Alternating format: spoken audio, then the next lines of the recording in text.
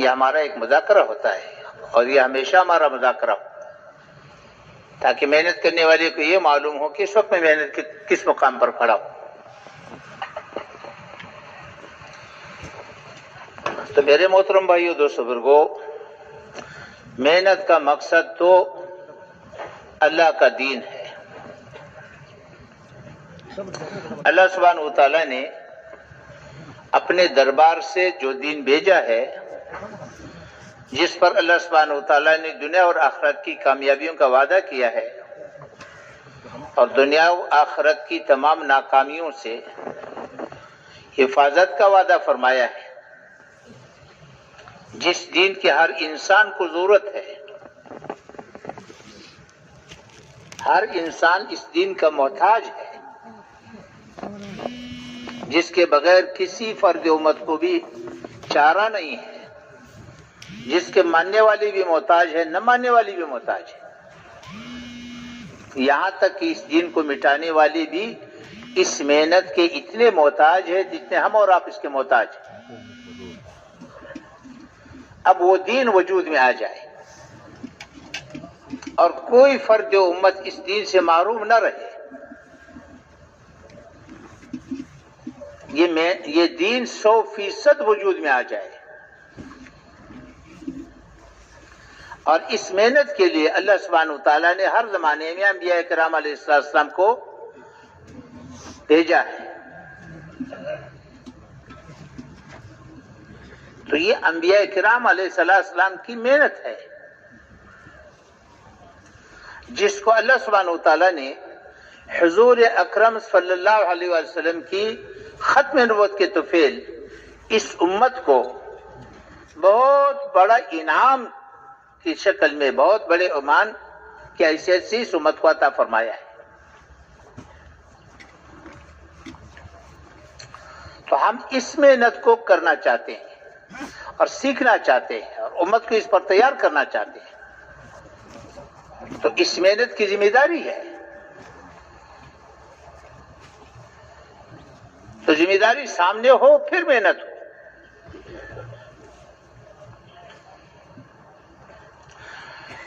میرے محترم بھائی، دوستو، بزرگو،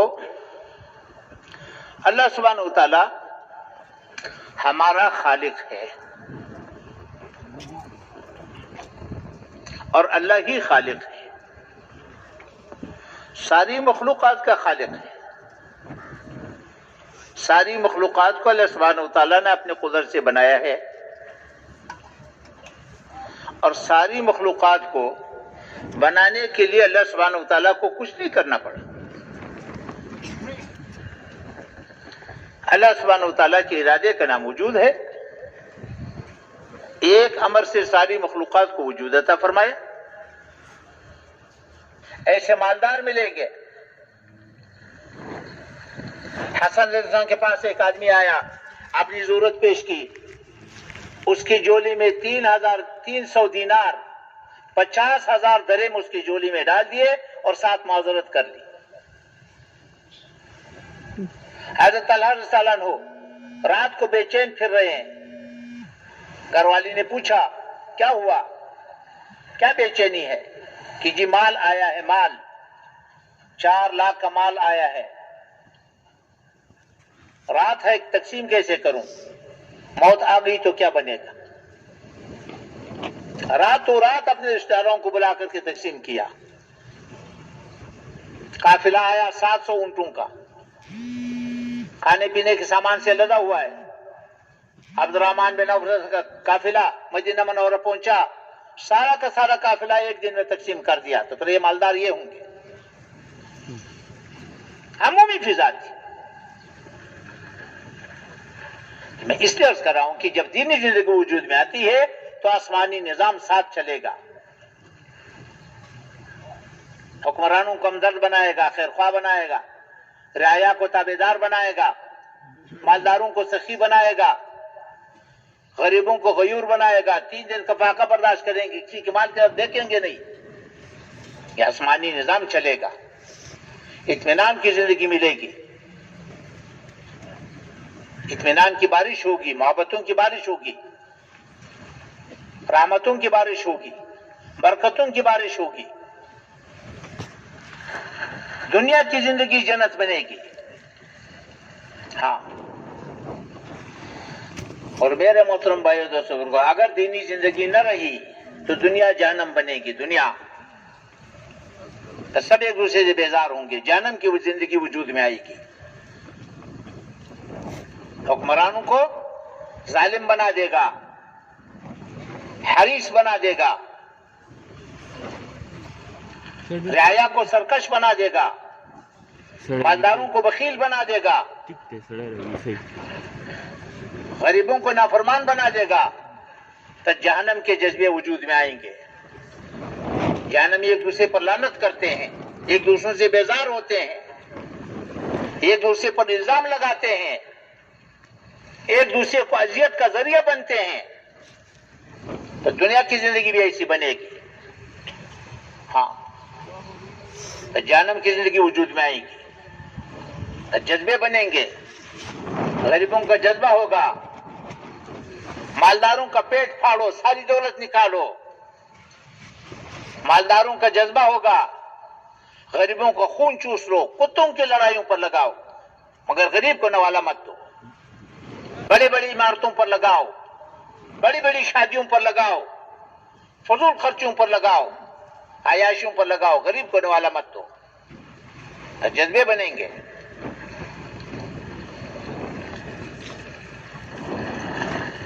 ایک دوسرے پر لعنت کریں گے، ایک دوسرے سے بیزار ہوں گے، حکمران رعایا سے، رعایا حکمرانوں سے. جلسے جلوس نکلیں گے، جلسے نکلیں گے، جلسے کریں گے، جلوس نکالیں گے، نعرے لگائیں گے، اس کو اتارو، اس کو بٹھاؤ، اس کو اتارو، اس کو بٹھاؤ. غریبوں کا جذبہ بنے گا، مالداروں کا پیٹ پھاڑو، ساری دولت نکالو. مالداروں کا جذبہ بنے گا، ان کو خون چوس لو، کتوں کی لڑائیوں پر لگاؤ. ایک دوسرے سے بیزار ہوں گے، ایک دوسرے پر لعنت کریں گے. جہنمی ایک دوسرے سے بیزار رہتے ہیں. یا اللہ انہوں نے ہمیں گمراہ کیا، انہیں ہمارے حوالے کرو، ہم ان کو پاؤں کے نیچے مت سل دے. یا اللہ انہوں نے ہمیں گمراہ کیا، ان کو ڈبل عذاب دے دو. اللہ فرمائیں گے غم نہ کرو، دونوں کو ڈبل عذاب ملے گا. جہنم کی زندگی وجود میں آئے گی، جس سے سارے کے سارے بیزار ہوں گے، حل کسی کے پاس نہیں ہوگا. میرے محترم بھائی دوستو، آسمانی نظام کو زمین والے کبھی نہیں بدل سکتے ہیں. آسمانی نظام کو زمین والے کبھی نہیں بدل سکتے. اس لیے میرے محترم بھائی دوستو، دین انسانی ضرورت ہے، بنیادی ضرورت ہے. ماننے والوں کی ضرورت ہے، نہ ماننے والوں کی ضرورت ہے، جو مٹا رہے ان کی بھی ضرورت ہے. اور موت پر تو آخرت کا دروازہ کھل جائے گا. قبر کی روشنی تو اس کو ملے گی جو دین پر چلے، قبر کی تنگی سے تو وہ بچے گا جو دین پر چلے. حوض کوثر کا پانی تو دین والے کو ملے گا، عرش کا سایہ تو دین والے کو ملے گا، عمل نامہ دائیں ہاتھ تو دین والے کو ملے گا. پولیس رات پر تو وہ گزرے گا جو دینی زندگی گزار کے آئے. اللہ کا درباری تو وہ بنے گا جو دین کی زندگی گزار کر کے آئے. ہمیشہ کی جنت تو دین والے کو ملے گی، ہمیشہ کی جہنم سے تو دین والا بچے گا. بیوی رہ جائے گی، بچے رہ جائے گے، پلازا رہ جائے گا، ڈگری رہ جائے گی، عہدہ رہ جائے گا. جو کچھ ہم نے یہاں کمایا، یہاں کا تو سب کچھ یہی رہ جائے گا. تو میرے محترم بھائی دوستو، ہم کیا چاہتے ہیں؟ ہم دین چاہتے ہیں. دین انسانی ضرورت ہے، بنیادی ضرورت ہے، ماننے والوں کی بھی، نہ ماننے والوں کی بھی. اس لیے ہمارے محنت کا جو محور ہے، ہماری محنت کا جو مقصد ہے، وہ اللہ کا دین ہے. ہم اللہ کا دین چاہتے ہیں، اس لیے محنت ہے اور اس کے محتاج ہے.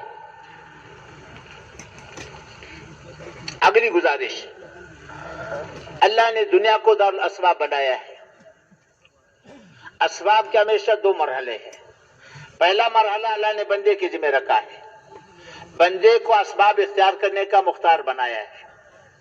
دوسرا مرحلہ اللہ نے اپنے پاس رکھا ہے، نتیجہ اللہ نے اپنے پاس رکھا ہے. مختار کل اللہ ہے، نتیجہ اللہ دے گا.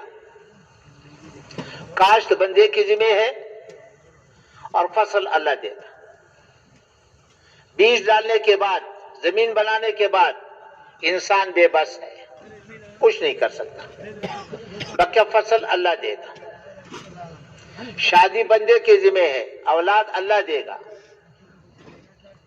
نرینہ دے یا زنانہ دے، دونوں دے یا ایک بھی نہ دے، کالا دے یا گورا دے، مرد دے یا عورت دے، یہ اللہ کے قبضے میں ہے، مگر شادی اس کے ذمہ ہے، کاشت اس کے ذمہ ہے، یہ مرحلہ پہلے ہے، دنیا کو دار الاسباب بنایا ہے، نبی کی محنت کو دین کے وجود کا سبب بنایا ہے، پہلے نبی کی محنت وجود میں آئے گی، پھر دین وجود میں آئے گا، یہ اللہ نے نظام بنایا ہے، اس لیے اللہ سبحانہ وتعالیٰ نے سب سے پہلا انسان نبی بنایا، ہر زمانے میں دین وجود میں آیا ہے، نبی کی محنت سے وجود میں آیا ہے، اور قیامت تک دین وجود میں آئے گا، نبی کی محنت سے وجود میں آئے گا۔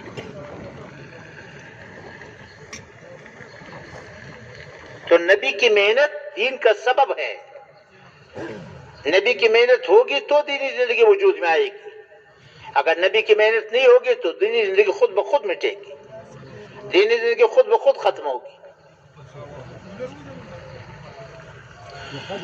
حضور اقدس صلی اللہ علیہ وسلم کو اللہ نے خاتم الانبیاء بنایا،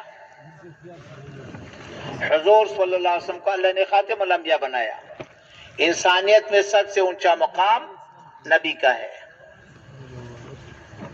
کوئی آدمی محنت کر کے نبی نہیں بن سکتا، عبادت کر کے نبی نہیں بن سکتا، قربانیاں کر کے نبی نہیں بن سکتا، دعائیں مانگ کر کے نبی نہیں بن سکتا، مجاہدے کر کے نبی نہیں بن سکتا، نبی کا انتخاب ہوتا ہے، اللہ نبی کا انتخاب کرتا ہے، جس کو چاہے بننے بھی بنا دے، تو جیسے نبی کا انتخاب ہوتا ہے اس امت کا بھی اللہ نے انتخاب کیا۔ حضور اکرم صلی اللہ علیہ وسلم کو اللہ نے خاتم الانبیاء بنایا، سارے انبیاء کرام میں سب سے اونچا مقام خاتم الانبیاء صلی اللہ علیہ وسلم کا ہے، اور خاتم الانبیاء ایک ہے، ساری مخلوقات میں ایک ہے، اکیلا ہے، ساری مخلوقات میں خاتم الانبیاء ایک ہے، انبیاء کرام تو بہت سارے آئے ہیں لیکن خاتم الانبیاء صلی اللہ علیہ وسلم ایک ہے، سب سے اونچا مقام، امام الانبیاء بنایا، خاتم الانبیاء بنایا، انسانیت میں سب سے اونچا مقام عطا فرمایا، اللہ کا سب سے زیادہ قرب خاتم الانبیاء صلی اللہ علیہ وسلم کو حاصل ہے، اس لیے تمام انبیاء کرام علیہ السلام کا امام بھی بنایا، تمام انبیاء کرام کو تعارف بھی کرایا، تمام انبیاء کرام علیہ السلام سے اللہ سبحانہ وتعالیٰ نے نبی علیہ السلام کے بارے میں وعدہ لیا، ہر نبی سے وعدہ لیا کہ جب خاتم الانبیاء صلی اللہ علیہ وسلم اگر تیرے زمانے میں آیا تو نے اس کا اتباع کرنا ہے، پھر تمہارے نبوت پر چلنے سے تمہیں نجات نہیں ملے گی، اس کا اتباع کرنا، اس لیے تو صاف فرمایا کہ موسیٰ علیہ السلام اصلی تورات لے کر کے آئے گا بھی تو محمد علیہ السلام کے بغیر، محمد علیہ السلام کی اتباع کے بغیر اس کو نجات نہیں ملے گی، صاف فرما دیا۔ تو میرے محترم بھائی دوستو، نبی علیہ السلام کے بعد کوئی نبی نہیں آئے گا، یہ بہت بڑا اعزاز ہے ختم نبوت، تو خاتم الانبیاء کے بعد کوئی نبی نہیں، اب وہ محنت اللہ نے اس امت کو عطا فرمائی ہے جو سب سے بڑا انعام ہے، تو سب سے پہلے اس محنت کی ذمہ داری ہے ختم نبوت، نبی علیہ السلام کے بعد کوئی نبی نہیں آئے گا، جو نبی علیہ السلام کے بعد کسی کی نبوت کا اقرار کرے گا پکا بے ایمان ہے، جو نبوت کا دعویٰ کرے گا وہ بھی بے ایمان، جو اس کی نبوت کی تائید کرے گا وہ بھی پکا بے ایمان۔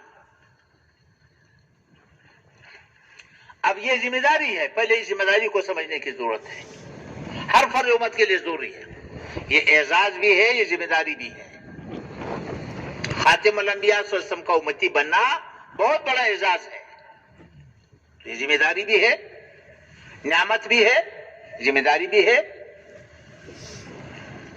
سب سے بڑا کام بڑے آدمی کو دیا جاتا ہے اور بڑے آدمی کو بڑا کام دیا جاتا ہے، نبی سب سے اونچا، سب سے بڑا آدمی، اس کا کام سب سے بڑا۔ ہم نے اللہ جل شانہ کے ساتھ دو وعدے کیے ہیں، معاہدے ہیں، وعدے ہیں۔ پہلا وعدہ کلمے میں ہے، لا الہ الا اللہ محمد رسول اللہ، کیا وعدہ کیا ہے کہ اللہ تیرے مان کے چلوں گا، اور تیرے نبی صلی اللہ علیہ وسلم کے طریقے پر مان کے چلوں گا، یہ وعدہ ہے، اور اس کی پوچھ ہوگی۔ اللہ سبحانہ وتعالی ہمارے عمل کو پیش کرے گا، ہر عمل کو نبی علیہ السلام کے طریقے کے ساتھ موازنہ کرے گا، چھوٹا عمل ہے یا بڑا عمل ہے، جو اس کے مطابق ہوگا اس کا انعام ملے گا، جو اس کے خلاف ہوگا اس کی سزا مقرر ہے۔ پھر اللہ بادشاہ ہے، سزا دے یا نہ دے، یہ ضابطہ ہے۔ اسی طرح نبی علیہ السلام کو خاتم الانبیاء مان کر کے ذمہ داری ہے، اور اس ذمہ داری کا سب سے پہلے سمجھنا ضروری ہے۔ یہ وعدہ ہے بندے اور اللہ کے ساتھ۔ کیا وعدہ ہے؟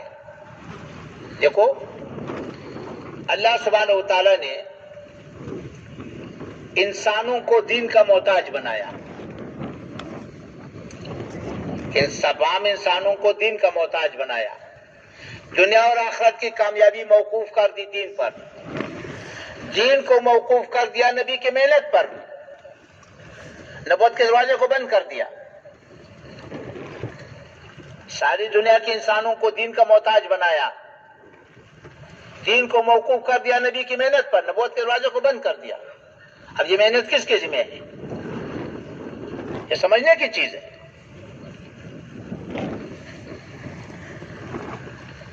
نبی علیہ السلام کے بعد کوئی نبی نہیں آئے گا، کیا مطلب؟ یہ ذمہ داری بھی ہے، یہ اعزاز بھی ہے۔ اب وہ محنت میرے ذمہ ہے جو نبی لے کر کے آیا، پورا دین میرے ذمہ ہے، پورا عالم میرے ذمہ ہے، آنے والی نسلیں میرے ذمہ ہے۔ کیا کرنا ہے یہ بات کی بات ہے، کیسے کرنا ہے یہ بات کی بات ہے۔ پہلے تو ذمہ داری کا احساس کہ میرے ذمہ ہے کتنا۔ 470 کروڑ انسانی آبادی کلمے سے محروم ہے۔ اب ہم اور آپ سے پوچھا جائے گا، ہم سے یہ پوچھا جائے گا، 470 کروڑ انسانی آبادی جو کلمے سے محروم ہے، ان کا دین میں حق ہے یا نہیں ہے؟ اگر حق ہے تو کس کی ذمہ ہے؟ آیا امت اس کو ماننے کے لیے تیار ہے؟ امت حق کو تسلیم کرے گا تو ادائیگی کا سوچے گا۔ اگر تسلیم نہیں کر رہا تو ختم نبوت سے کیا مطلب؟ ختم نبوت کو کیا سمجھا؟ اس لیے میرے محترم بھائی کو سب سے پہلے تو اس ذمہ داری کو سامنے رکھ کر، پورا دین ہمارے ذمہ، پورا عالم ہمارے ذمہ، آنے والی نسلیں ہمارے ذمہ۔ اب ہمیں کیا کرنا ہے؟ تو محنت سے پہلے سب سے پہلے ذمہ داری کا احساس۔ ہر فرد امت کے ذمہ پورا دین ہے، ہر فرد امت کی ذمہ پورا عالم ہے، ہر فرد امت کے ذمہ آنے والی نسلیں۔ ختم نبوت کا تقاضا ہے۔ 700 کروڑ انسانی آبادی میں سے اگر ایک آدمی دین پر ہے اور 700 کروڑ انسانی آبادی نافرمانی پر ہے تو ختم نبوت کا تقاضا ہے کہ ایک آدمی سے 700 کروڑ انسانوں کی پوچھ ہوگی۔ اگر 700 کروڑ انسانی آبادی دین پر ہے، ایک آدمی نافرمانی پر ہے، تو ختم نبوت کا تقاضا ہے کہ 700 کروڑ انسانوں سے ایک آدمی کی پوچھ ہوگی۔ اس لیے حاجی صاحب رحمۃ اللہ علیہ ایک مجلس میں کئی مرتبہ فرماتے تھے، ہم امتی ہے، ہم امتی ہے، ہم امتی ہے، ہم ذمہ دار ہے، پورے دین کی ذمہ دار ہے، پورے عالم کی ذمہ دار ہے، مرد ذمہ دار ہے، عورت ذمہ دار ہے، دادا دادی نانا نانا پوتی پوتا پوتی سب کو بیان فرماتے تھے۔ سب سے پہلے تو ذمہ داری کا احساس کہ ہم ذمہ دار ہیں، پورے دین کی ذمہ دار ہے، پورے عالم کی ذمہ دار ہے، آنے والی نسلوں کی ذمہ دار ہے، میں ذمہ دار ہوں۔ یہ تو ہے ذمہ داری۔ پر آپ کہیں گے کہ بھئی یہ تو مشکل بنا دیا، ایک آدمی پورا عالم، پورا دین، آنے والی نسلیں۔ یہ مشکل نہیں ہے، اللہ نے استعداد رکھی ہے، ہر فرد امت کے اندر اللہ نے استعداد رکھی ہے۔ اللہ مطالبہ بعد میں فرماتے ہیں، مطالبہ بعد میں کرتا ہے، استعداد پہلے رکھتا ہے۔ اللہ نے ترتیب بتائی، آسان ترتیب بتائی۔ میں آپ آگاہ سے پوچھنا چاہتا ہوں، آپ بتاؤ، پورے دین کا ہر آدمی نیت کر سکتا ہے کہ نہیں کر سکتا؟ کر سکتا ہے۔ سوئے جاگ رہے ہو؟ سوئے جاگ ہر آدمی نیت کر سکتا ہے کہ نہیں کر سکتا؟ کر سکتا ہے۔ پورے عالم کی نیت کر سکتا ہے کہ نہیں کر سکتا؟ آنے والی نسلوں کی نیت کر سکتا ہے کہ نہیں کر سکتا؟ اس پر کتنے پیسے لگتے ہیں؟ اور سب سے بڑا مطالبہ تو یہی ہے، پورا دین سامنے ہو، پورا عالم سامنے ہو، آنے والی نسلیں سامنے ہو. میں نے کیا کرنا ہے یہ تو بات کی بات ہے، ہر آدمی کر سکتا ہے. پھر اس کے بعد تدبیر بتائیے، آسان تدبیر بتائیے. 230 کروڑ مسلمان آبادی ہے، سارے کے سارے نبی علیہ السلام کو خاتم الانبیاء مانتے ہیں، سب نبی علیہ السلام کو خاتم الانبیاء مانتے ہیں، لیکن اس سبق کو بھول گئے جیسے ہم بھول گئے. تو تدبیر کیا ہے؟ ایک ایک مسلمان کو ملو، اس کو یہ ذمہ داری سمجھاؤ اور متعدی انداز سے محنت کرو. اس کو سمجھا کر کے اس کو اگلے کے پاس بھیجو، اگلے کو اگلے کے پاس بھیجو. تو اس طرح یہ محنت پھیلتا رہے گا. تو ایک آدمی پوری امت کو متحرک کر سکتا ہے. کر سکتا ہے کہ نہیں کر سکتا؟ کر کے دکھایا. 14ویں صدی کا ایک مسلمان کھڑا ہو گیا، نبی نہیں تھا، صحابی نہیں تھا، 14ویں صدی کا مسلمان تھا، کھڑا ہو گیا، پوری امت کو متحرک کیا کہ نہیں کیا؟ مولوی رحمۃ اللہ علیہ ایک آدمی سے کھڑے ہو گئے، پوری امت کو متحرک کر دیا. یہ استعداد اللہ نے ہر امتی کے اندر رکھا ہے. اس لیے میں عرض کر رہا ہوں کہ اللہ سبحانہ وتعالیٰ پہلے استعداد دیتا ہے پھر مطالبہ کرتا ہے. جس کا استعداد نہ رکھا اس کا مطالبہ بھی نہیں کرتا. یہ تو ہر امت کے اندر موجود ہے. اس وقت ہمارا مسئلہ یہ ہے کہ میں نے پہلے عرض کیا کہ ذمہ داری کا احساس پہلے ہے، پہلے ذمہ داری کا احساس ہے، پھر اس کے بعد کیا کرنا ہے یہ بات کی بات ہے. پہلے تو ختم نبوت کے تو فعل، پورے دین کی ذمہ داری، پورے عالم کی ذمہ داری، آنے والی کے انسانوں کی ذمہ داری. اب اس ذمہ داری کو دے کر کے اب مجھے کیا کرنا ہے؟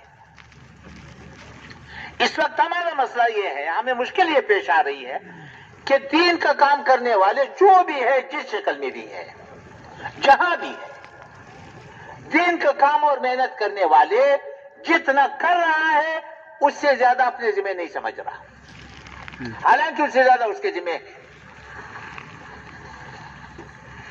جتنا کر رہا ہے اس سے زیادہ اپنے ذمہ نہیں سمجھتا، اس سے زیادہ کے لیے اپنے آپ کو معذور سمجھتا ہے، حالانکہ معذور نہیں ہے. ایک امتی کے اندر پوری امت کو متحرک کرنے کی استعداد موجود ہے. تو اس لیے سب سے پہلا مطالبہ ختم نبوت کا تقاضا یہ ہے کہ پورا دین ذمہ ہو، پورا عالم، آنے والی نسلیں اس ذمہ داری کو سامنے رکھ کر کے اب مجھے کیا کرنا ہے. محنت بعد کی بات ہے، پہلے تو ذمہ داری ہے، ذمہ داری کا احساس ہے، ذمہ داری کی سمجھداری ہے. اب کیا کرنا ہے؟ اب سوچیں، 470 کروڑ انسانی آبادی کلمے سے کیوں محروم ہے؟ اب دیکھو 470 کروڑ انسانی آبادی کلمے سے کیوں معروف ہے؟ ان کا مطالبہ کیا ہے؟ وہ کلمے سے اس لیے معروم ہے کہ مسلمان کلمے کی زندگی سے معروم ہے. مسلمان کلمے کی زندگی سے کیوں معروم ہے؟ مسلمان کلمے کی محنت سے معروم ہے. اب یہ ہمارا جرم ہے. ان کا مطالبہ ہے کہ اسلام دکھاؤ، اسلام دکھاؤ. اسلام کو دیکھنے کے لیے وہ ہمارے مسجدوں میں نہیں آئیں گے، یہ یاد رکھو. وہ ہمارے منڈیوں میں آئیں گے، ہمارے بازاروں میں آئیں گے، ہمارے کارخانوں میں آئیں گے، ہمارے گھروں میں آئیں گے. ہماری منڈیاں، ہمارے بازار، ہمارے کارخانے، ہمارے تھانے، ہمارے اسپتال، ہماری کچہریاں، وہ تو دینی زندگی سے خالی ہے. وہاں پر تو دینی زندگی موجود نہیں ہے. تو ہم ان کو کہاں لے کر کے جائیں گے؟ دین کہاں دکھائیں گے؟ دیکھو ایک بات میں آپ سے عرض کروں، دنیا میں سب سے زیادہ دیندار علاقہ جو سمجھا جاتا ہے یہ ہمارے پٹھانوں کا علاقہ سمجھا جاتا ہے، جہاں بھی ہے. اور واقعی دینداری یہاں زیادہ ہے. جو سب سے زیادہ دیندار علاقہ سمجھا جاتا ہے وہ ہمارے پٹھانوں کا علاقہ سمجھا جاتا ہے. میں آپ سے پوچھتا ہوں، ہمارے بازاروں میں دین ہے، ہمارے کارخانوں میں دین ہے، ہمارے تھانوں میں دین ہے، ہمارے اسپتالوں میں ہے، وہ تو ساری اسی کفری بنیادوں پر چل رہی ہے. تو اسلام دکھاؤ تو کہاں دکھاؤ؟ وہ تو کہتے ہیں اسلام دکھاؤ. وہ اسلام تو ہمارے پاس ہے ہی نہیں جو ہم دکھانے کے لیے. ہمیں یہ خوش فہمی ہے کہ اسلام محفوظ ہے. محفوظ تو ہے، لیکن محفوظ الماریوں میں ہے یا زندگیوں میں ہے؟ بازار کا دین تو الماری میں بند ہے، کارخانے کے دین تو الماری میں بند ہے،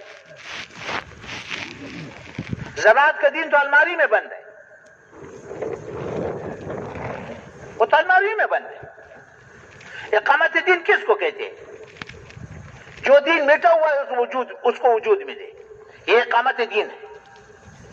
یہ اقامت دین کی محنت ہے. الماری کا دین بازار میں آ جائے. ہمیں یہ خوش فہمی ہے کہ دین تو محفوظ ہے. محفوظ تو ہے، لیکن کہاں پر محفوظ ہے؟ اس لیے میرے محترم بھائی کو کفار کلمے سے کیوں معروم ہے؟ مسلمان کلمے کی زندگی سے معروم ہے. کلمے کی زندگی ہوگی تو پہلے کی، کلمے کی زندگی تو ہمارے پاس نہیں رہی.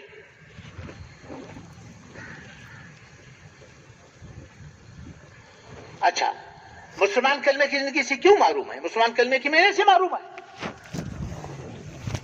کلمے کی محنت ہوگی تو کلمے کی زندگی وجود میں آئے گی. دیکھو، محنت کو سمجھنے کی ضرورت ہے. محنت پہ سب سے پہلی ذمہ داری ہے، سب سے پہلے ذمہ داری ہے پورے دین کو سامنے رکھ کر، پورے عالم کو سامنے رکھ کر، آنے والی نسلوں کو سامنے رکھ کر کے اس ذمہ داری کے ساتھ محنت کرنا. ہماری غلط محنت کی وجہ سے دنیا میں کفر پھیلا ہوا ہے. غلط محنت کیا ہے؟ کہ ہم نے دین اور دین کی محنت کو مال والوں کا محتاج بنایا ہے. ہمارے دین تو چاردیواری کے اندر بند ہے، باہر دین کا کوئی وجود نہیں ہے. اور ہماری محنت ہماری مادی نقشوں کی تابع بن رہی ہے. چلا تو لگاؤں گا، لیکن ابھی نہیں لگاؤں گا، اس لیے کہ ابھی سیزن ہے، میرا کاروبار کا وقت ہے. چلا تو اس وقت لگاؤں گا جب فارغ ہوں گا. ہاں، اپنی طبیعت کا چلا لگاؤں گا، اپنی طبیعت کے لوگوں کے ساتھ چلا لگاؤں گا. گرمی میں ٹھنڈے علاقے میں نہیں جاؤں گا، سردی میں گرم علاقے میں نہیں جاؤں گا. وہاں اردو بولنے والے وہاں میں نہیں جاؤں گا، مجھے پشتو والوں میں بھیجو. اپنی طبیعت کی محنت. ٹھیک ہے، چلو تو لگ جائے گا، ثواب مل جائے گا، دین تو وجود میں نہیں آئے گا. ہم نے تو دین کو اپنی مادی نقشوں کا تابع بنایا ہے. ابھی نق نکلو، نق نہیں جاؤں گا، ابھی مجھے فرصت نہیں ہے، میں بعد میں جاؤں گا. رائے کے اجتماع سے جاؤں گا، رائے کے جوڑ سے جاؤں گا، میں فلاں وقت میں نکلوں گا، اپنی طبیعت کے ساتھی کے ساتھ نکلوں گا. یہ تو محنت کرنے والوں کا حال ہے، جو نہ کرنے والے ان کا تو کیا ہوگا. تو غلط محنت کیا ہے؟ اپنی محنت کو، اپنے دین کو مال اور مال والوں کا تابع بنانا، یہ غلط محنت ہے. وہ تو اس محنت سے دین وجود میں آئے گا جو آزاد ہو، مادی نقشوں کا پابند نہ ہو. ہمارا دین تو چاردیواری کے اندر بند ہے، چاردیواری سے باہر کچھ بھی نہیں، اور وہ بھی ملک مال والوں کا محتاج.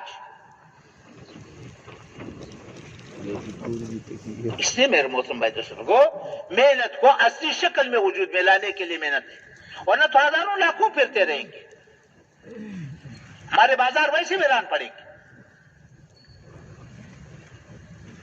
جب تک ہم یہ طے نہ کہ ہمیں دینی زندگی سیکھنی ہے، اس کے لیے تو ہم نے نکلنا ہے، ایمان سیکھنا ہے، ایمانی زندگی سیکھنی ہے.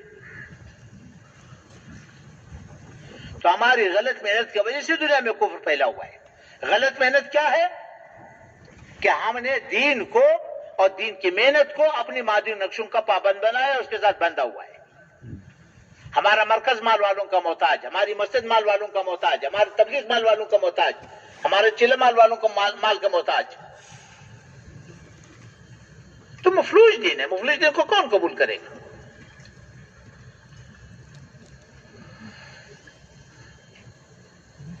اس لیے سب سے پہلے محنت کا محور کیا ہے؟ اللہ کو ساتھ لینا. اللہ کو ساتھ لینا یہ ہماری ضرورت ہے. تو اس لیے کہاں سے شروع کرنا ہے؟ تو سب سے پہلے محنت کی ذمہ داری ہے. آپ اس ذمہ داری کو سامنے رکھ کر کے محنت کرنا.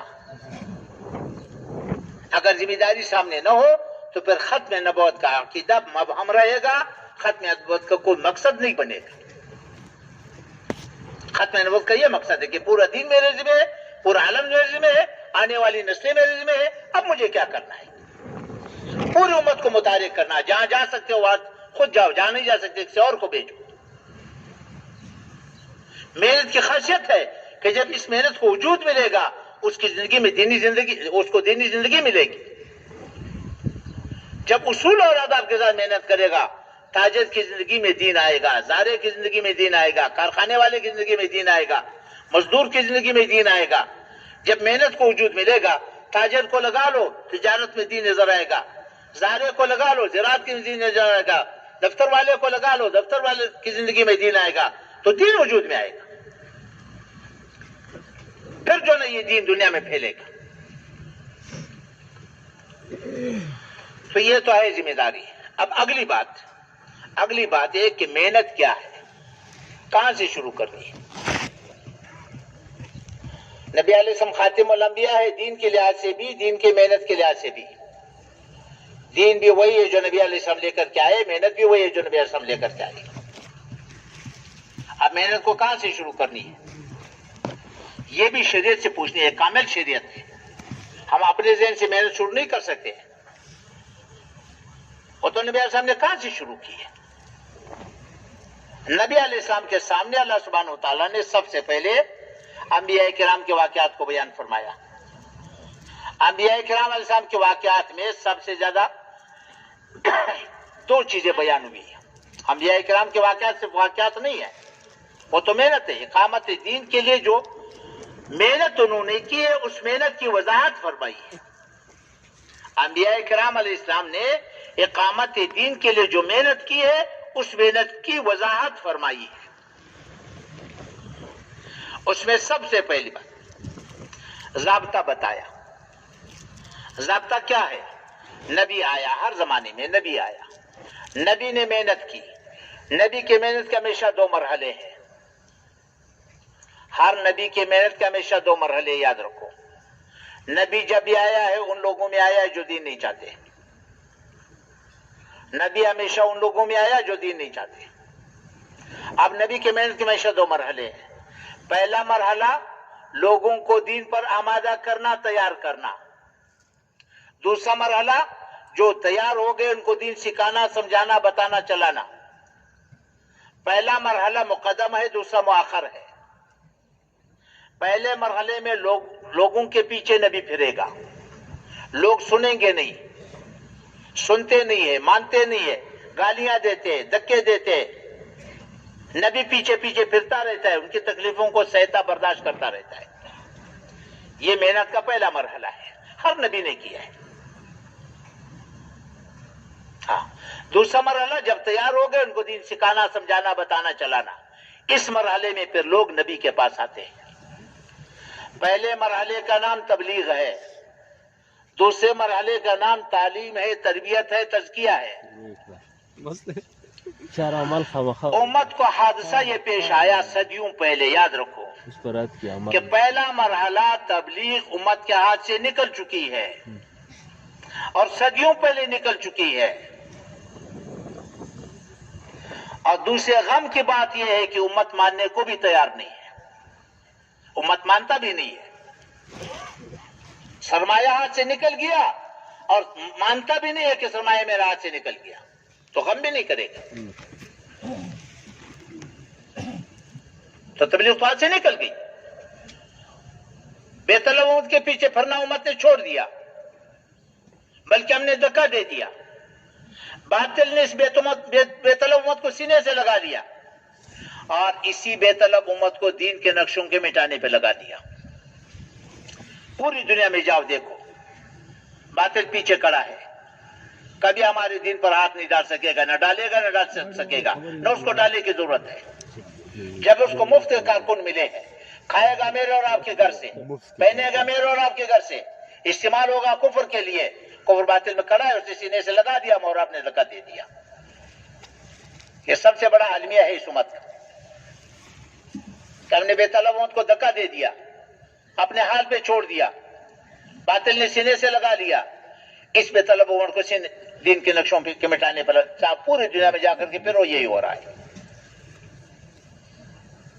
اب اس امت کو سینے سے لگانے کی ضرورت ہے، سینے سے لگاؤ گے تو سب کچھ تمہاری جولی میں ڈالنے کے لیے تیار ہے۔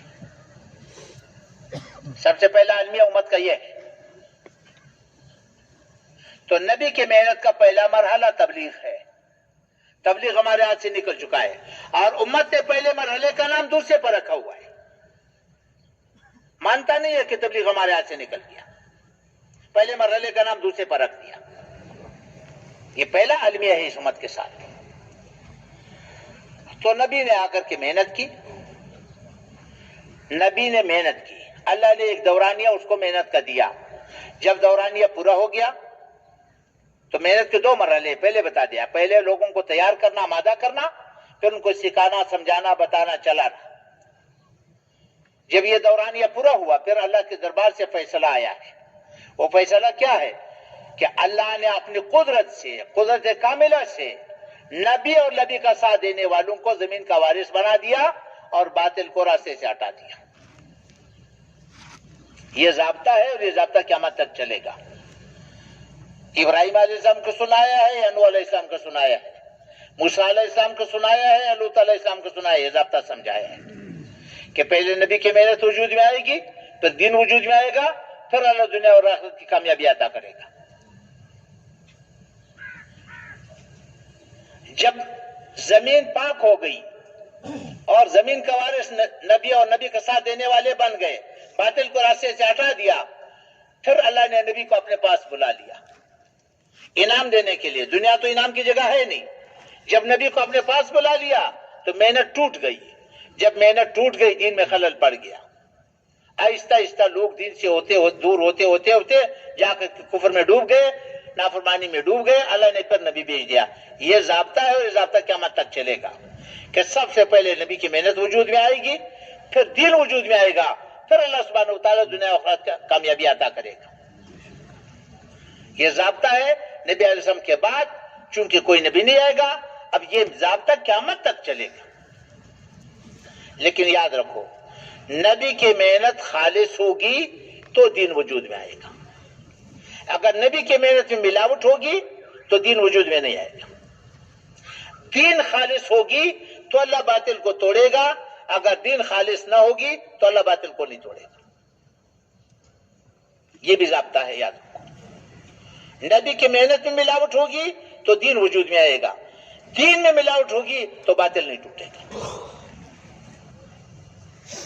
باطل کو اللہ ہمیشہ میں 3 بنیادوں پر توڑے گا، یاد رکھو۔ کتنے بنیادوں پر؟ 3 بنیادوں پر۔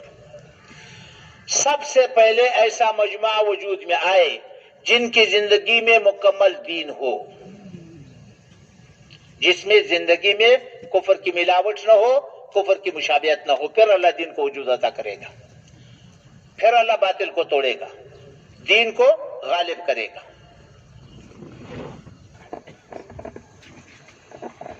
اور اللہ سبحانہ وتعالی بہت بڑا رب ہے اور سمد ہے، کسی کا محتاج نہیں ہے۔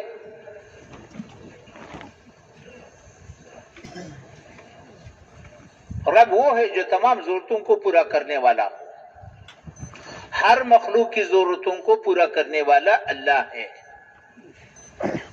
اور علیم و خبیر ہے، ہر مخلوق کی ضرورت کو جاننے والا ہے۔ ہماری موجودہ ضرورتوں کو جاننے والا اللہ ہے، ہمارے آنے والی ضرورتوں کو بھی جاننے والا اللہ ہے، اور تمام ضرورتوں کو پورا کرنے والا اکیلا تنہا اللہ ہے۔ اللہ کا کوئی شریک نہیں ہے، اللہ کا کوئی مشیر نہیں ہے، اللہ سبحانہ وتعالیٰ کا کوئی وزیر نہیں ہے، اکیلا ہے، تنہا ہے۔ اور اللہ سبحانہ وتعالیٰ ساری مخلوقات کا رب ہے، ساری مخلوق اللہ کی محتاج ہے.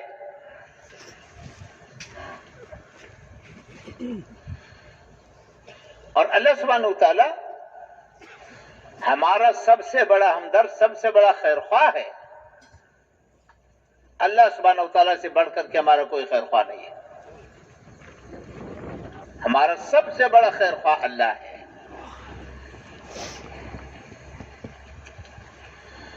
اس انسان کو اللہ سبحانہ وتعالی نے پیدا فرمایا ہے، ساری مخلوقات میں ممتاز بنایا ہے. اس انسان کو اللہ سبحانہ وتعالی نے اپنا خلیفہ بنایا ہے، اشرف المخلوقات بنایا ہے، عزت والا بنایا ہے. اللہ کی دربار میں سب سے زیادہ عزت اس انسان کا اللہ نے رکھا ہے. سب سے زیادہ معزز اور مکرم انسان ہے، اور مخلوقات کو اس کی خدمت پہ لگایا ہوا ہے. جتنی مخلوقات ہم اور آپ کو نظر آ رہی ہے اور بازیں نظر نہیں آ رہی ہے، اس کی خدمت میں لگے ہوئے. سورج ہے، چاند ہے، زمین ہے، پانی ہے، ہوائیں ہیں، پہاڑ ہے، حیوانات ہے، زمین کے اندر کی چیزیں ہیں، زمین کے اوپر کی چیزیں ہیں، ہوا، پانی، آب، ساری مخلوق، یہاں تک کہ فرشتوں کو اس کی خدمت پہ لگایا ہوا ہے. مخدوم الخلائق ہے. اس انسان کو اللہ نے اپنا خلیفہ بنایا ہے، اور اس انسان کو اللہ سبحانہ وتعالی نے اپنے لیے بنایا ہے. اس انسان کو اللہ سبحانہ وتعالی کبھی ختم نہیں کرے گا. یہ ہمیشہ ہمیشہ اللہ سبحانہ وتعالی کے پاس رہے گا. یہ انسان اللہ سبحانہ وتعالی کا خلیفہ ہے. یہ انسان اللہ سبحانہ وتعالی کا ہمنشین ہے، درباری ہے، اللہ سبحانہ وتعالی کا معزز مہمان ہے، مکرم ہے، معزز ہے، مشرف ہے. اس کو سب سے زیادہ قریب رکھا ہے. تو میرے محترم بھائی دوستو بزرگو، چونکہ اللہ سبحانہ وتعالی ہمیشہ کے لیے ہے، اس انسان کو ہمیشہ اپنے پاس رکھے گا. اس انسان کی زندگی کسی لمحے ختم نہیں ہوگی. اس کی زندگی کے مراحل ہیں. ماں کے پیٹ میں تھا، مختصر زندگی تھی، ضرورتیں مختصر. دنیا میں آیا تو ضرورتیں بھی بڑھ گئی، زندگی بھی بڑھ گئی. پھر موت کا وقت آئے گا تو اس کی زندگی کا اگلا دروازہ کھل جائے گا. برزخ کی زندگی ہے بہت لمبی، وہاں کی ضرورتیں بہت زیادہ. پھر قیامت برپا ہوگا، ساری زمین آسمان کو اللہ پاک لپیٹ لے گا، اور پھر اس کے بعد حشر کا دن ہوگا. 50,000 سال کا ایک دن ہوگا. پھر پرصراط پر گزر کر کے یہ انسان اللہ سبحانہ وتعالی کے دربار میں پہنچ جائے گا، اور ہمیشہ کے لیے اللہ سبحانہ وتعالی کا درباری رہے گا. تو اس انسان کو اللہ سبحانہ وتعالی ختم نہیں کرے گا. اس انسان کے لیے اللہ سبحانہ وتعالی نے ہمدردی خیرخواہی کی بنیاد پر اپنی دربار سے ایک مناسب، مبارک، انتہائی پاکیزہ زندگی گزارنے کا طریقہ بھیجا ہے، جس کا نام دین اسلام ہے، جس میں اس انسان کی دنیا اور آخرت کی ساری کامیابیاں رکھی ہیں. اور یہ دین اسلام اس انسان کی ضرورت ہے. کامل دینی زندگی ہوگی تو اللہ کا کامل تعلق ملے گا. یہ زندگی ایمان سے شروع ہوتی ہے. ایمان ہے، جاندار عبادات ہے، اخلاق ہے، معاملات ہے، معاشرت ہے، آگے جا کر کے قضا ہے. مکمل دینی زندگی ہوگی تو مکمل اللہ کا تعلق ملے گا.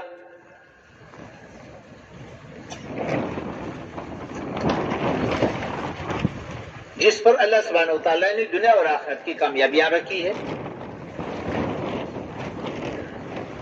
دنیا کی زندگی جو اللہ نے عطا فرمائی ہے آخرت کو سمجھانے کے لیے اور آخرت کو بنانے کے لیے.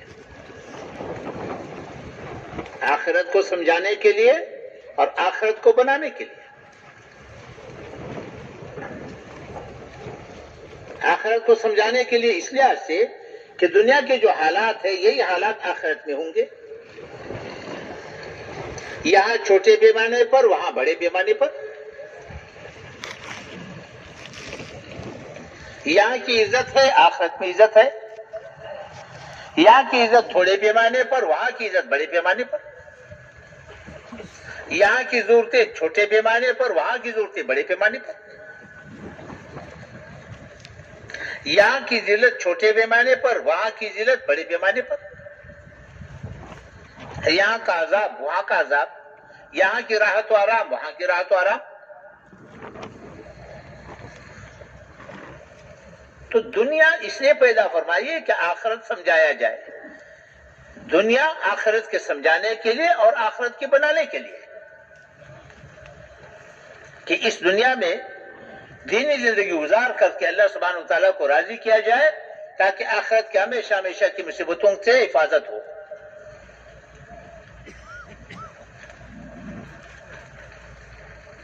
بھئی یہ تصویریں نہ لو.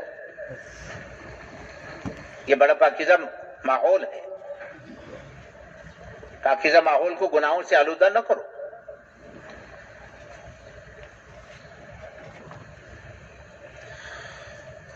تو اس دنیا کو اللہ سبحانہ وتعالیٰ نے آخرت بنانے کے لیے بنائے اور آخرت سمجھانے کے لیے. اس انسان کو اللہ سبحانہ وتعالیٰ نے اپنا خلیفہ بنایا. پہلے دن اللہ سبحانہ وتعالیٰ نے اعلان کیا کہ میرا خلیفہ ہے اور اللہ سبحانہ وتعالیٰ نے فرشتوں سے سجدہ کرایا. فرشتے اللہ کے نورانی مخلوق ہے جو نافرمانی نہیں کرتے. وہی کرتے ہیں جو اللہ سبحانہ وتعالیٰ بتاتے ہیں. فرشتوں کو اللہ سبحانہ وتعالیٰ نے مختلف امور پر مقرر کیے ہیں جس میں تکوینی امور بھی ہے جو ہمارا آپ کو نظر آ رہے ہیں.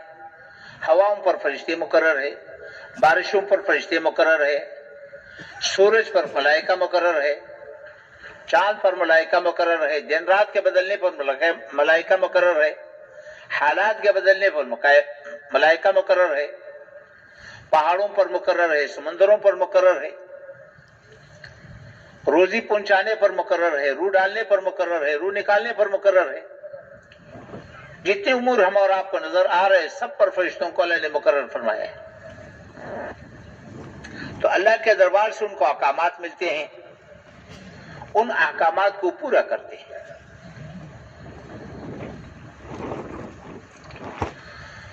تو اس انسان کو اللہ سبحانہ وتعالیٰ نے پیدا فرمایا, تمام ملائکہ سے سجدہ کرایا اور اس انسان کو اس کا مقام دکھایا.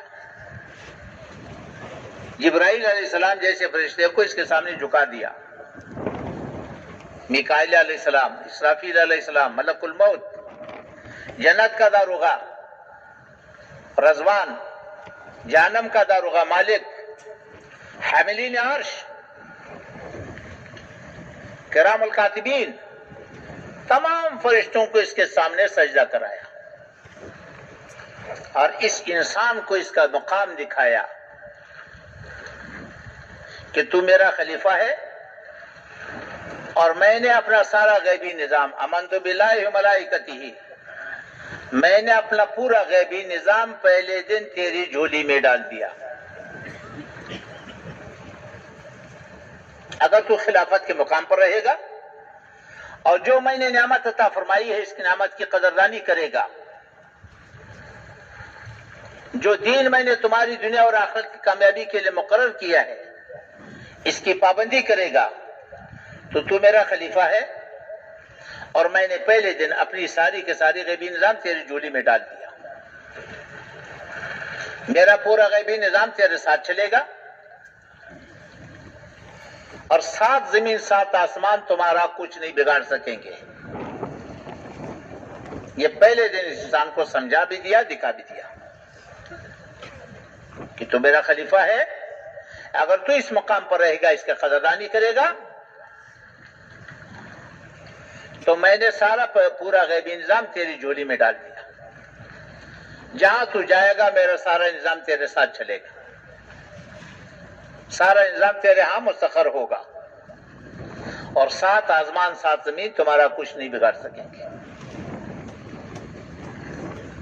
لیکن ایک بات عجیب بات ہے کہ اس انسان کو اللہ نے مختار بنایا، دین پر چلنے کا،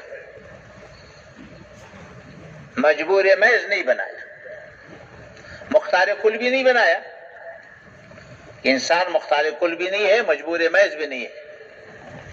دین پر چلنے کا اس کو اختیار دیا. دین پر چلنا چاہتے ہو تو میرا خلیفہ ہے، میں نے غیبی نظام پہلے دن تیری جھولی میں ڈال دیا. دین پر چلنا نہیں چاہتے ہو، تیرے گلے میں رسی نہیں ڈالوں گا. صاف اعلان کیا. جو چاہے دین کو اختیار کرے، اسلام کو اختیار کرے، جو چاہے کفر اختیار کرے، تمہارے گلے میں رسی ڈال کر کے نہیں چلاؤں گا. اختیار ہے تمہیں. البتہ اس کے ساتھ ایک اور بھی فیصلہ کر لیا، جو دین پر چلنا نہیں چاہے گا، اس نعمت کی ناقدری کرے گا، اس نعمت کو ٹھکرائے گا، جو ساری مخلوقات میں سب سے بڑی نعمت ہے، اللہ کے خزانے بھرے ہوئے نعمتوں سے، اور روزانہ اللہ کے نعمتوں کی بارش ہو رہی ہے ہر انسان پر، نعمتوں کی بارش ہو رہی ہے. لیکن سب سے بڑی نعمت یہ دین ہے، خلافت ہے، اور خلافت کی زندگی ہے. اس سے بڑھ کر کے کوئی بڑی نعمت نہیں ہے. اب جو اس نعمت کی قدردانی کرے گا تو اللہ کا خلیفہ ہے، اللہ کا غیبی نظام ساتھ ہے. اگر ناقدری کرے گا تو اللہ کو کوئی پرواہ نہیں. البتہ ایسے انسان کا نام پھر اللہ سبحانہ کے دربار میں انسانیت کی فہرست میں سے نکال لیا جاتا ہے. اللہ کا معاملہ انسان کے ساتھ ہے، حیوانوں کے ساتھ نہیں ہے. اور اللہ کے دربار میں یہ حیوان ہے، بلکہ حیوان سے بدتر ہے. یہ خاشاک ہے، خاشاک جلانے کے لیے پیدا کیے گئے ہیں. پھر یہ چونکہ نافرمان نہیں ہے، صرف نافرمان نہیں ہے، یہ باغی ہے، سب سے بڑا ناقدرہ ہے.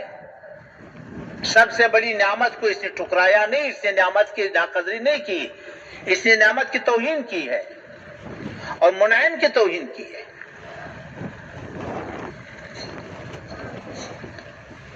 تو باغی کے لیے دنیا کے کسی قانون میں معافی نہیں ہے. یہ اصول ہے، دنیا کے کسی قانون میں باغی کے لیے معافی نہیں ہے. مجرم کے لیے ہو سکتی ہے، نافرمانی ہو گئی، غلطی ہو گئی، اس کے لیے معافی ہے، معافی کا دروازہ کھلا ہوا ہے. نافرمانی ہو جاتی ہے کبھی کبھی، حکم عدولی ہو جاتی ہے، لیکن بڑی نعمت کو ٹھکرا دینا، بغاوت کرنا، بغاوت پر اتر آنا اور اس پر جم جانا، یہ ایسا جرم ہے کہ جس کے لیے کوئی معافی نہیں ہے. ہمیشہ ہمیشہ پھر جہنم میں جلتا رہے گا اور جہنم کی آگ کو اس سے بھڑکایا جائے گا. یہ پہلے دن اللہ نے فیصلہ سنایا ہوا ہے. اور اللہ سبحانہ وتعالی کے اصول بدلتے نہیں ہیں، یہ ضابطے ہیں، یہ اصول ہے، سنت اللہ ہے، یہ کبھی بدلتے نہیں. البتہ چونکہ اللہ سبحانہ وتعالی سب سے بڑا ہمدرد خیر خواہ ہے، بندے کے لیے اس کے موت تک توبے کا دروازہ کھلا رکھا ہوا ہے. جب توبہ کرے گا اللہ معاف کرے گا.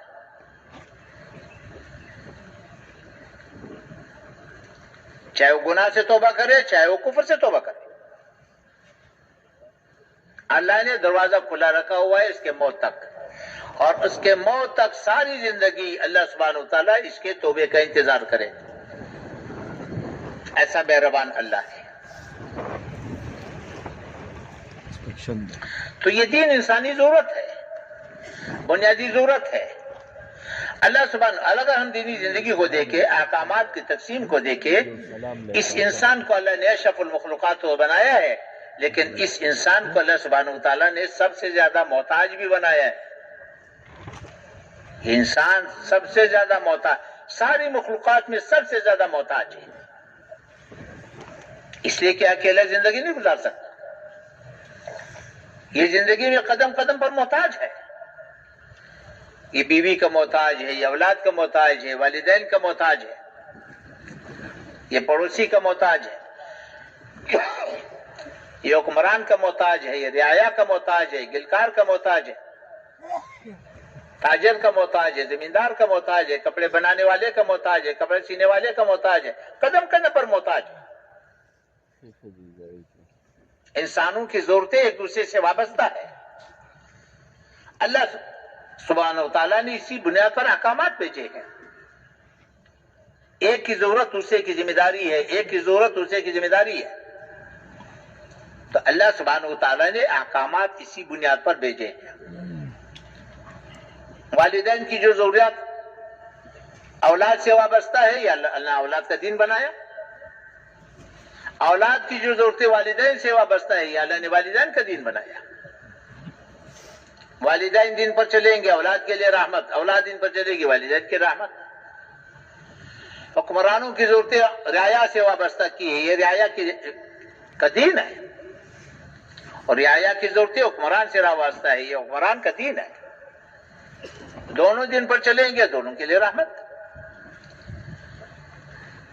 مالداروں کی ضرورتیں غریبوں سے وابستہ ہے, غریبوں کی ضرورتیں مالداروں سے وابستہ ہے, تاجروں سے ضرورتیں وابستہ ہے. اسی طرح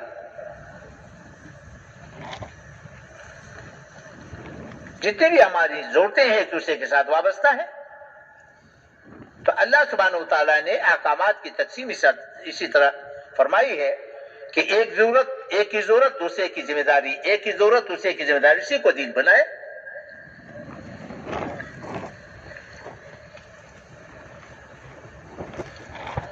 تو دین پر چلنے والا,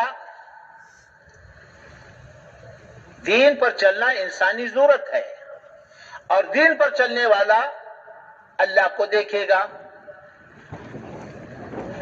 اور محمد رسول اللہ صلی اللہ علیہ وسلم کو دیکھے گا, آخرت کو دیکھے گا, اور انسانی ہمدردی کی بنیاد پر چلے گا. دین ہمدردی کی بنیاد پر دیا گیا ہے.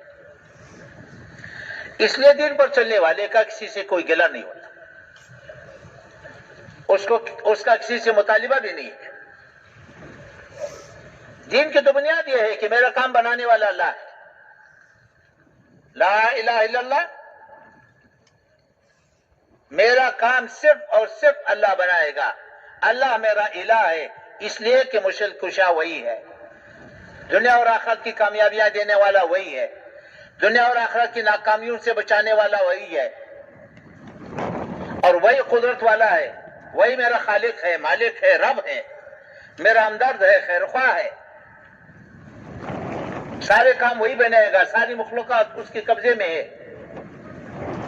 تو میں تو اللہ کو سامنے رکھ کر کے چلوں گا, میں اللہ کو راضی کروں گا, اللہ کو سامنے رکھ کر کے چلوں گا, وہی میرا کام بنائے گا. مخلوق سے میرا کوئی مطالبہ نہیں ہے, کوئی ضرورت میری مخلوق سے وابستہ بھی نہیں ہے. یہ بنیاد ہے, اور اصل تو آخرت ہے. میں تو آخرت کا مسافر ہوں.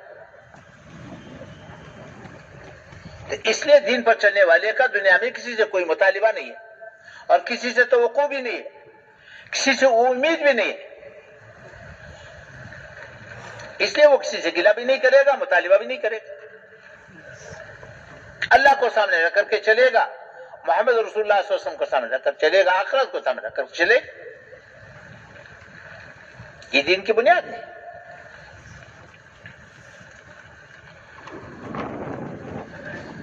تو میرے محترم بھائی دوستوں کو اللہ نے احکامات کی تقسیم اسی طرح کی ہے. جب یہ دینی زندگی وجود میں آئے گی تو پھر کیا ہوگا؟ اللہ کا غیبی نظام ساتھ ہوگا. اللہ کا غیبی نظام ساتھ چلے گا، آسمانی نظام متوجہ ہوگا، اللہ سبحانہ وتعالی ہواؤں کو مسخر کرے گا، پانی کو مسخر کرے گا، آگ کو مسخر کرے گا، مخلوقات کو مسخر کر کے چلائے گا، اس کے سامنے ڈال دیا، پہلے دن ڈال دیا، پھر یہ کسی کا محتاج نہیں رہے گا۔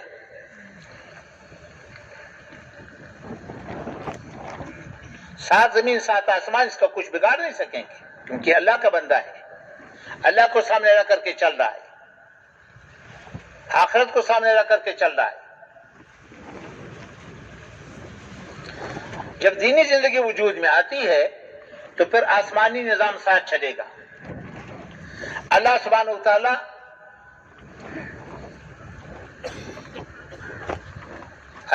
وتعالی رحمتوں کی بارش کرے گا۔ یہ رحمتیں آسمان سے آتی ہے، دینی زندگی پر آتی ہے۔ رحمتوں کی خاصیت ہے دل پر رحمتوں کی بارش ہوتی ہے۔ دل کے اندر دو قسم کے جذبات ہیں، رحمانی جذبات بھی ہے، شیطانی جذبات بھی ہے، حیوانی جذبات بھی ہے۔ رحمانی جذبات کی پرورش ہوگی، تواضع، ایمانی کیفیات، آخرت کی فکر، ہمدردی، خیرخواہی، تواضع، قناعت، امانت داری، ان ساری صفات کی پرورش ہوگی غیر محسوس طریقے سے، ان صفات کی پرورش ہوگی تو اس آدمی کے لیے دین پر چلنا آسانی کے ساتھ دین پر چلے گا، خیر کی طرف بھاگے گا، خیر کی طرف دوڑے گا، خیر کی طرف دوڑنا اس کے لیے آسان ہوگا۔ اور جو شیطانی جذبات ہے، کبر ہے، حسد ہے، کینہ ہے، بغض ہے، خیانت ہے، غبن ہے، دشمنی ہے، جیسے بارش کے نیچے انگارے رکھو تو بجھ جاتے ہیں، یہ صفات بجھ جاتی ہے۔ پھر یہ آدمی خیر کی چلتا ہے، یہ ان گناہوں کی طرف سے بھاگتا ہے، ان گناہوں سے بھاگتا رہتا ہے، بچتا رہتا ہے غیر محسوس طریقے سے، اس کو کوئی تکلیف بھی نہیں ہوگی۔ اس کے اندر انسانی صفات ابھرتی ہے، یہ انسانی صفات کا مظہر بنتا ہے۔ پھر یہ جہاں جائے گا اس سے خیر پھیلے گا، لوگوں کو اس سے خیر ملے گا،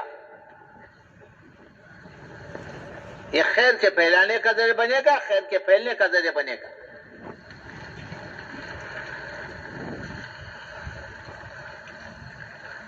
اور محبتوں کی بارش ہوگی، محبت آسمانی چیز ہے، اللہ جل شانہ محبتوں کی بارش کرے گا۔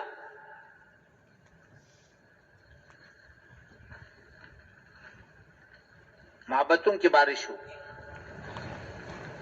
اور برکتوں کی بارش ہوگی۔ جو کچھ اللہ عطا کرے گا اسی میں سے اس کی ضرورتوں کو پورا کرے گا، اس کو کسی کا محتاج نہیں بنائے گا۔ عمر میں برکت، مال میں برکت، اولاد میں برکت، زندگی میں برکت، علم میں برکت۔ یہ برکت تو دیکھنے کی چیز ہے، سمجھانے کی نہیں ہے، سمجھا کوئی نہیں سکتا۔ تو برکتوں کی بارش ہوگی، رحمتوں کی بارش ہوگی، برکتوں کی بارش ہوگی، محبتوں کی بارش ہوگی، اطمینان کی بارش ہوگی۔ اللہ سبحانہ اطمینان آسمانی چیز ہے، اللہ سبحانہ وتعالی اطمینان عطا کرے گا۔ جھونپڑی میں رہے گا مطمئن ہوگا، بیماری آئے گی پریشانی نہیں ہوگی، تنگی آئے گی پریشانی نہیں ہوگی، مقدر کی مشکلات آتی رہیں گی لیکن پریشانی نہیں آئے گی اس کے ساتھ۔ تو اللہ سبحانہ وتعالی اللہ ہے۔ ابراہیم علیہ السلام کو آگ میں اطمینان عطا فرمایا، یوسف علیہ السلام کو جیل میں اطمینان عطا فرمایا، ایوب علیہ السلام کو بیماری میں اطمینان عطا فرمایا، اور سلیمان علیہ السلام کو تخت پہ اطمینان عطا فرمایا. اللہ اللہ ہے. یہ ساری آسمانی چیزیں ہیں. جو آسمانی چیزوں کو زمین پر تلاش کرے گا تو ساری زندگی پریشانی رہے گا. آسمانی چیزیں تو دین سے وابستہ ہے. دینی زندگی وجود میں آئے گی تو آسمانی چیزوں کی بارش ہوگی, اطمینان کی زندگی ہوگی, محبتوں کی زندگی ہوگی. پھر انسان جہاں جائے گا اس کو خیر ملے گا, جہاں جائے گا اس سے خیر پھیلے گا, جس سے واسطہ پڑے گا اس کو خیر ملے گا. پھر اللہ سبحانہ وتعالی آسمانی نظام کو متحرک کرے گا. ساری دنیا کے انسانوں کے دل اللہ کے قبضے میں ہیں. اللہ سبحانہ وتعالی حکمرانوں کو ہمدرد بنائے گا, خیر خواہ بنائے گا. ہاں, تو حکمران خیر خواہ ہوں گے, ہمدرد ہوں گے, عادل ہوں گے. حکمرانوں کے دلوں کو اللہ بدل دے گا. تو اللہ سبحانہ وتعالی مالداروں کو سخی بنائے گا, غریبوں کو غیور بنا دے گا, حکمرانوں کو ہمدرد خیر خواہ بنائے گا, رعایا کو تابعدار بنائے گا. تو پھر یہ زندگی وجود میں آئے گی. اللہ نے دکھایا, یہ خیالی باتیں نہیں ہے. زمین آسمان نے دیکھ لیا, صدیوں دیکھ لیا. یہ نہیں کہ ایک دفعہ دکھایا. جب دینی زندگی وجود میں آتی ہے یہ ساری چیزیں وجود میں آ جاتی ہیں. حکمرانوں کو ہمدرد بنا دے گا, خیر خواہ بنا دے گا.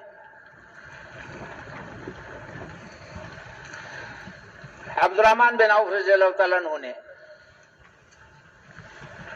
عمر فاروق رضی اللہ عنہ سے کہا کہ امیر المومنین آپ ذرا نرمی فرمائے, آپ کے خوف سے گھروں کے اندر کنواری لڑکیاں گھبراتی ہے. تو حضرت عمر رضی اللہ عنہ نے فرمایا کہ اللہ کا احسان ہے, اللہ کا شکر ہے کہ اللہ سبحانہ وتعالیٰ نے لوگوں کے دلوں کو میرے رعب سے بھر دیا اور میرے دل کو ان کی محبت سے بھر دیا.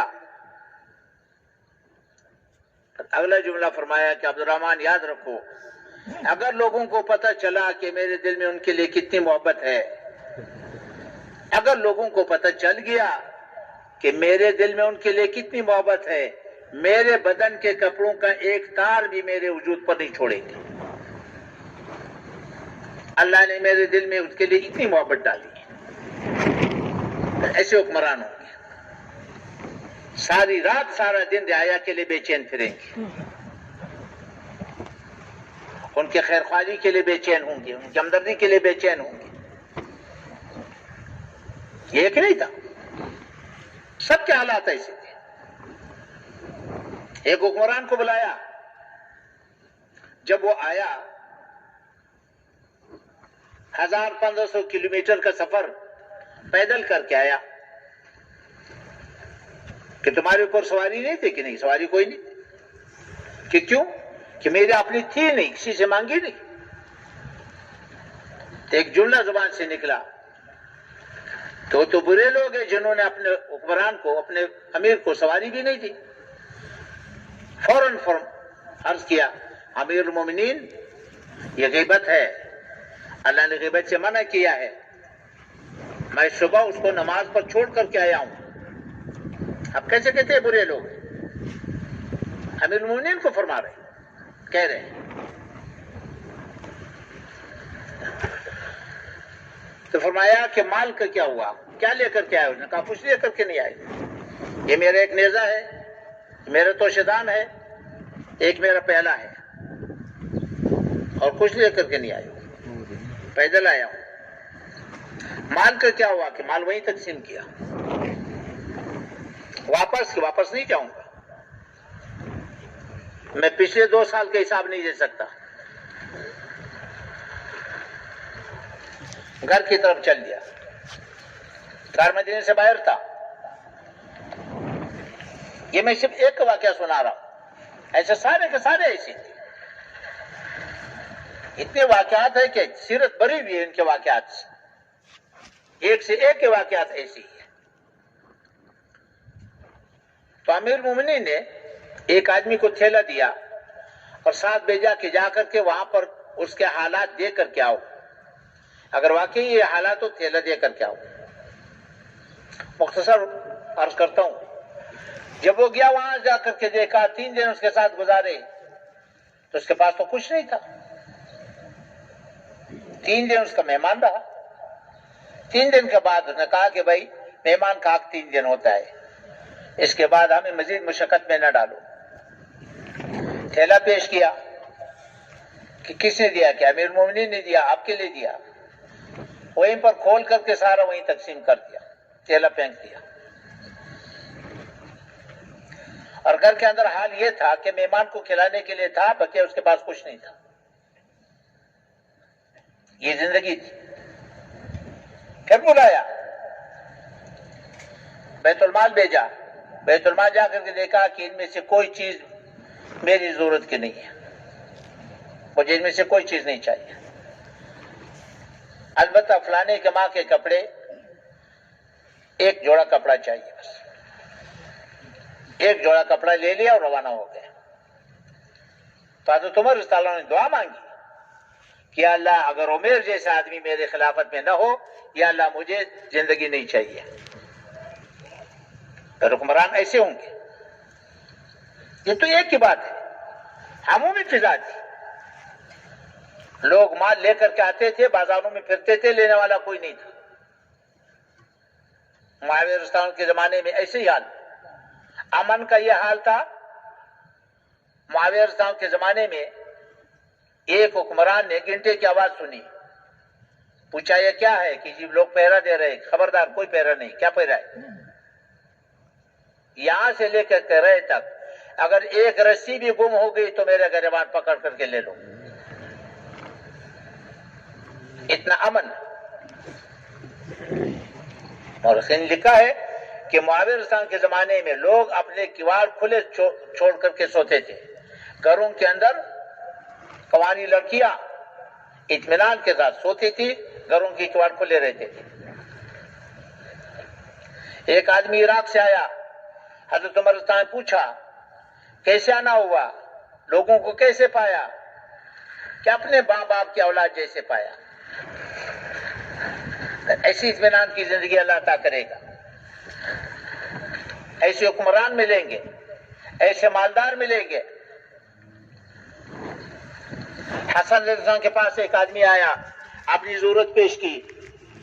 اس کی جولی میں 3,300 دینار، 50,000 درہم اس کی جولی میں ڈال دیے اور ساتھ معذرت کر لی.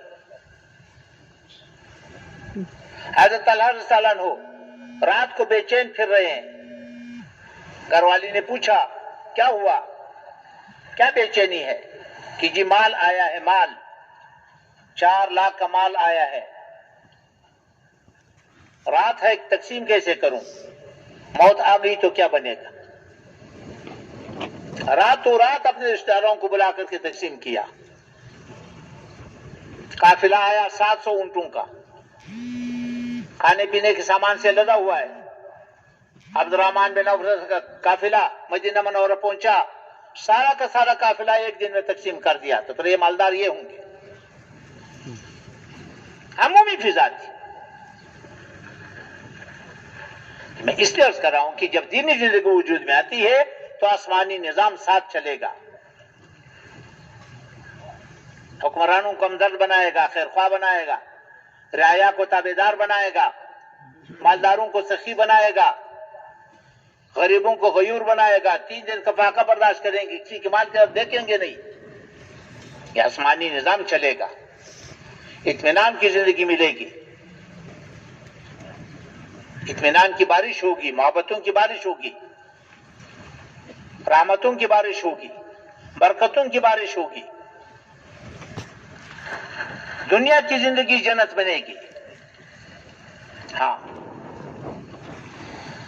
اور میرے محترم بھائیو دوستو، اگر دینی زندگی نہ رہی تو دنیا جہنم بنے گی. دنیا تو سب ایک دوسرے سے بیزار ہوں گے، جہنم کی وہ زندگی وجود میں آئے گی. حکمرانوں کو ظالم بنا دے گا، حریص بنا دے گا، رعایا کو سرکش بنا دے گا، مالداروں کو بخیل بنا دے گا، غریبوں کو نافرمان بنا دے گا، تو جہنم کے جذبے وجود میں آئیں گے. جہنمی ایک دوسرے پر لعنت کرتے ہیں، ایک دوسرے سے بیزار ہوتے ہیں، ایک دوسرے پر الزام لگاتے ہیں، ایک دوسرے کو اذیت کا ذریعہ بنتے ہیں. تو دنیا کی زندگی بھی ایسی بنے گی. ہاں، تو جہنم کی زندگی وجود میں آئے گی، تو جذبے بنیں گے. غریبوں کا جذبہ ہوگا، مالداروں کا پیٹ پھاڑو، ساری دولت نکالو. مالداروں کا جذبہ ہوگا، غریبوں کا خون چوس لو، کتوں کی لڑائیوں پر لگاؤ، مگر غریب کو نوالا مت دو. بڑی بڑی عمارتوں پر لگاؤ، بڑی بڑی شادیوں پر لگاؤ، فضول خرچوں پر لگاؤ، عیاشیوں پر لگاؤ، غریب کو نوالا مت دو. جذبے بنیں گے.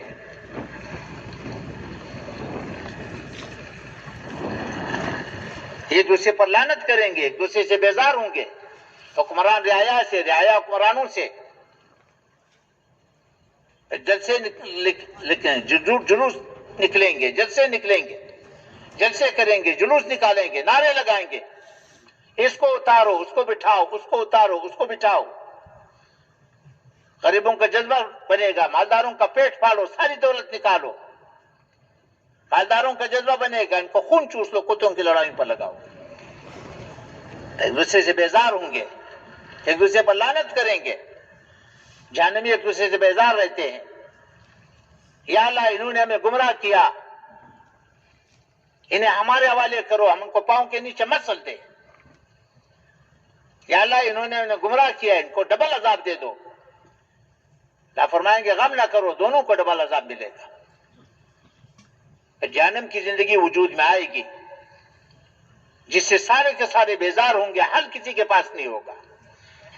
میرے محترم بھائی دوستو، آسمانی نظام کو زمین والے کبھی نہیں بدل سکتے. آسمانی نظام کو زمین والے کبھی نہیں بدل سکتے. اس لیے میرے محترم بھائی دوستو، دین انسانی ضرورت ہے، بنیادی ضرورت ہے. ماننے والوں کی ضرورت ہے، نہ ماننے والوں کی ضرورت ہے، جو مٹا رہے ان کی بھی ضرورت ہے.